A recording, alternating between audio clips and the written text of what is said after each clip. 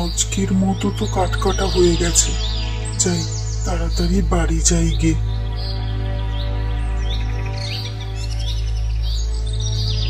গিন্নি, ও গিন্নি, কোথায় গেলে গো?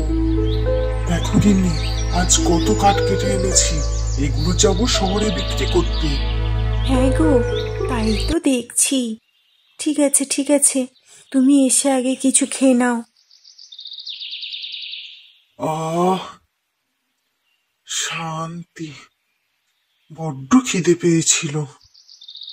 বেশি কথা বলবো না এখন। তুমি বলো তো, শহর থেকে আসার পথে কি কি আনতে হবে?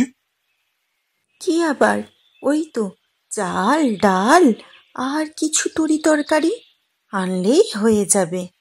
বেশি কিছু লাগবে না, যতটা কম আনা যায়। কেন কেন গিন্নি, কম আনা হবে কেন? এ কথা কেন বলছো? কেন আবার, সেটা কি তুমি জানো না? একদিনে সব খেয়ে নিলে তারপরে আবার চলবে কি করে, যদি না এরপরে কাট কাটা ঠিকঠাক হয়। তাই বললাম একটু দেখে শুনে বাজার করতে। ও তুমি চিন্তা করো না গিন্নি, যতদিন আমি আছি ততদিন তোমার কোনো চিন্তা নেই। ঠিক আছে ঠিক আছে, এবার চোখ দেখতে বেরিয়ে পড়ো গিয়ে।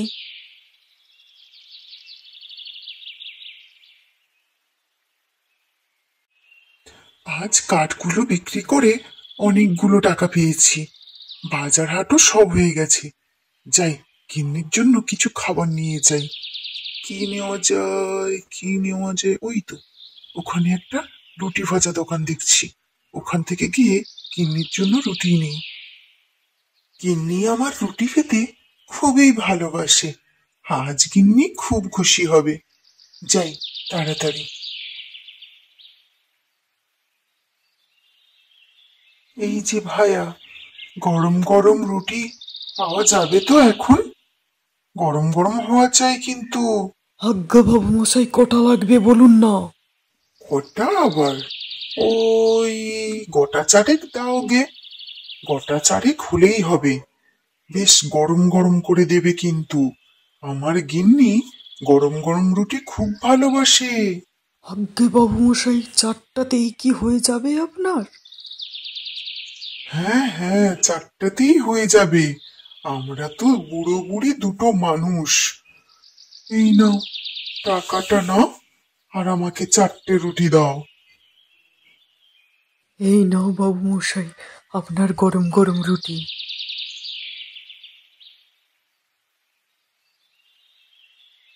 এ কি, মনে হচ্ছে পিছনে কেউ আছে। এ কি, এটা একটা কুকুর।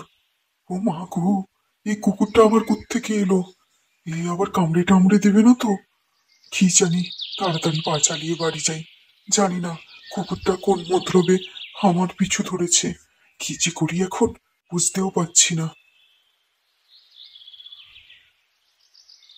কুকুরটা কিছুতেই আমার পিছন ছাড়ছে না, কি যে করি। ও কি আমার হাতে রুটিটা আর গন্ধ পেয়েছে? না, ওকে কি যে বলি। এই, তুই কি রুটি খেতে চাস? বল। আরে, ঠিক আছে, ঠিক আছে, দাঁড়া, আমি তোকে না হলে একটু রুটিই দিচ্ছি, এরপরে রুটিটা নিয়ে কিন্তু তুই চলে যাস। কি যে করি। ঠিক আছে, তোকে আমি রুটি দিচ্ছি, দাঁড়া। এই নে, একটা রুটি নে। এ কি, তারপরেও পিছন ছাড়ছে না? ও মা গো, এর মতলব কি? জানি না বাবা, এই যে কি চাইছে। আমার তো এবার ভয় লাগছে।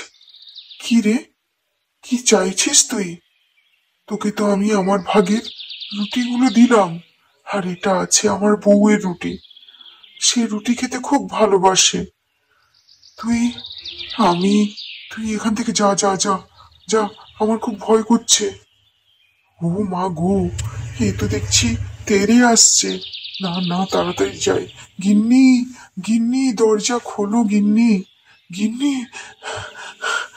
ও মা গো, হাট হাট। কি হয়েছেটা কি? এত হাঁপাচ্ছ কেন তুমি? এত চিৎকার করছো কেন? এই দেখো গিন্নি, দেখো।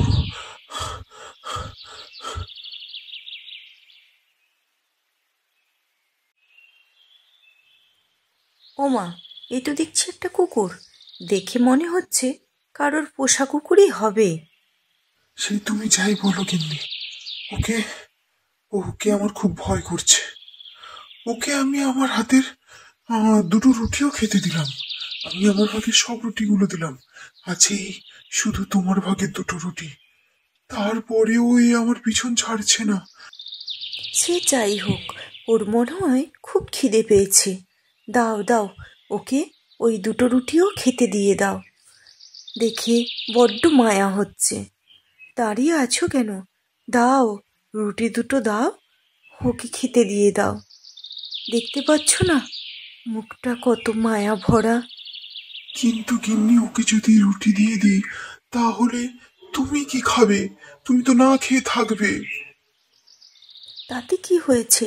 একদিন না খেলে কিচ্ছু হবে না। বেশি কথা বলো না তো। দাও দাও, রুটিগুলো ওকে দিয়ে দাও।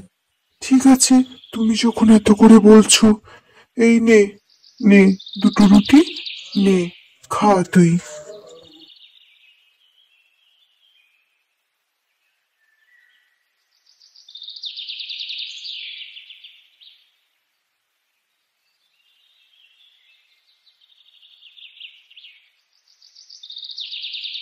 আজ এত বেলা হয়ে গেল, মানুষটা যে কোথায় গেল, এখনো কেন বাড়ি ফিরল না? দুগ্গা দুগ্গা ঠাকুর। এ কি, এই কুকুরটা এখন এখানে? ও কিছু বলতে চাইছে। কি বলছে আমি তো কিছু বুঝতেও পারছি না। আরে, ও তো আমার... আরে, ছাড় ছাড় ছাড়। এ কি, ও কোথায় নিয়ে যাচ্ছে দেখি তো। ও মা, এ কি গো, কি সর্বনাশ হলো গো? তোমার কি হয়েছে? তুমি এখানে এভাবে পড়ে আছো এমন? কে? গিন্নি? গিন্নি তুমি এসেছো? তোমার হাতটা দাও, আমাকে ধরিয়ে বসাও একটু। তোমার এই অবস্থা হলো কি করে? আর কি বলবো গিন্নি, কাঠ কাটতে কাটতে হঠাৎ করে এই যে গাছে ডালটা পায়ের উপরে পড়ে গিয়ে পাটায় বড্ড চোট পেয়েছি। পাটা বড্ড ব্যথা করছে। ভাবলাম বুঝি এখানেই বসে থাকতে হবে, কিন্তু তুমি কি খবর জানলে কি করে তুমি এখানে এখন? এই যে দেখো, এই তো আমাকে নিয়ে এলো এখানে, তাই তো আমি জানতে পারলাম। আরে, এই তো সেই দিনের কুকুরটা। ও এখনো আমাদের ভোলেনি। বুঝলে গিন্নি, ভাবছি এবার আমাদের সংসারটা চলবে কি করে। কাঠ না কাটলে খাবো কি, কি যে হবে। ও তুমি বেশি চিন্তা করো না, সব ঠিক হয়ে যাবে। বলছি, অন্য কোনো রকম ভাবে রোজগার করা যায় না গো? অন্যরকম? এই কাঠ কাটা ছাড়া তো আর আমি কিছুই পারি না। আর কি করব? বলছি কি, শোনো না, তুমি একটা বরং গরু কেনো। এমনিতেই তো তোমার বয়স হয়েছে। তাহলে গরু কিনলে তার দুধ বিক্রি করে শহরে আমাদের রোজগার হবে। কি বলো? সেই রোজগার থেকে আমাদের সব অভাব মিটে যাবে। গরু কিনবো? গরু কেনার তো অনেক খরচ, এমনি খেতে পাই না। গরু কিনবো কোথা থেকে? কি করেই বা কিনবো? শোনো না বলছি, আমি কিছু পয়সা জমিয়ে রেখেছি। তাই? ঠিক আছে, কাল একবার শহরে যাবো গা।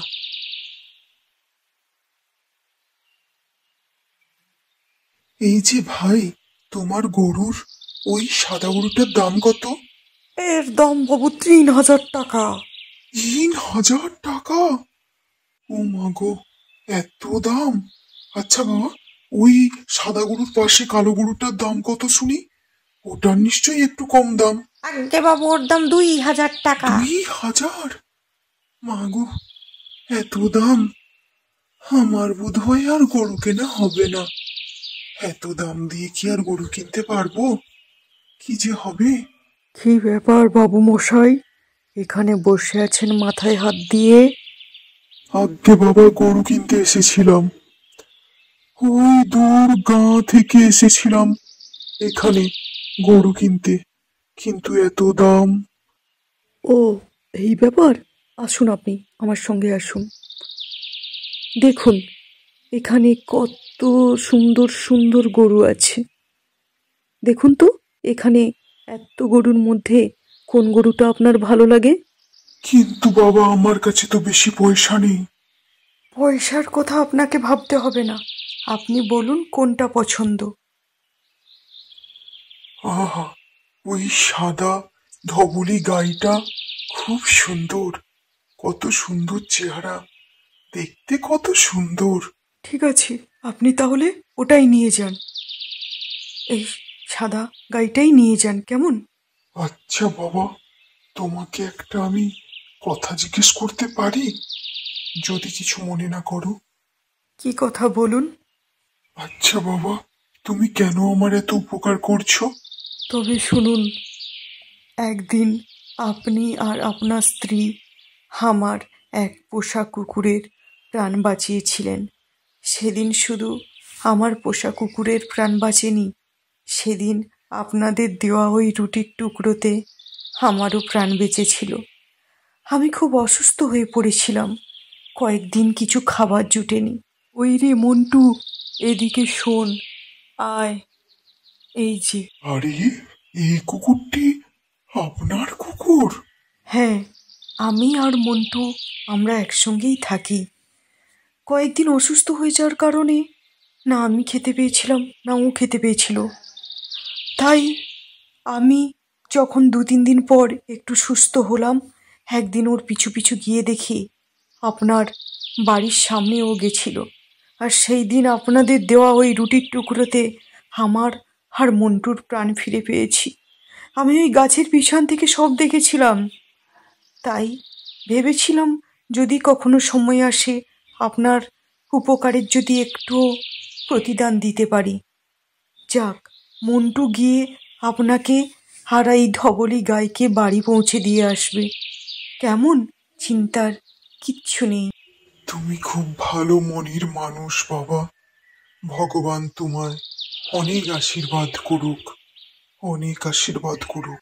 না না, ভালো মনটা বড় কথা নয়, আসল কথা আপনি আর আপনার স্ত্রী, আপনারা দুজনেই খুব ভালো মনের মানুষ।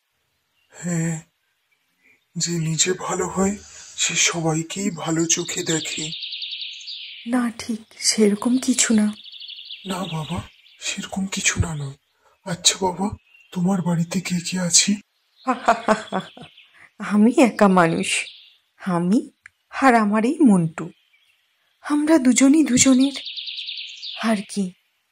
কি, তোমাদের আর কেউ নেই? সে কি করে হয়? ঠিক আছে, এবার থেকে এই মন্টু আর তুমি, তোমরা হলে আমার বাড়ির লোক। গিন্নি, গিন্নি, কোথায় গেলে গো? দেখে যাও বাইরে, চট করে আসো। কোথায় গেলে? ও মা গো, কত সুন্দর ধবলি গাই! আরে, পাশে তো দেখছি ওই কুকুরটাও আছে, ওকে কোথায় পেলে তুমি? হ্যাঁ, না গিন্নি, ওকে কুকুর বলো না, ওর একটা ভালো নাম আছে, খুব সুন্দর নাম, মন্টু, আমাদের মন্টু।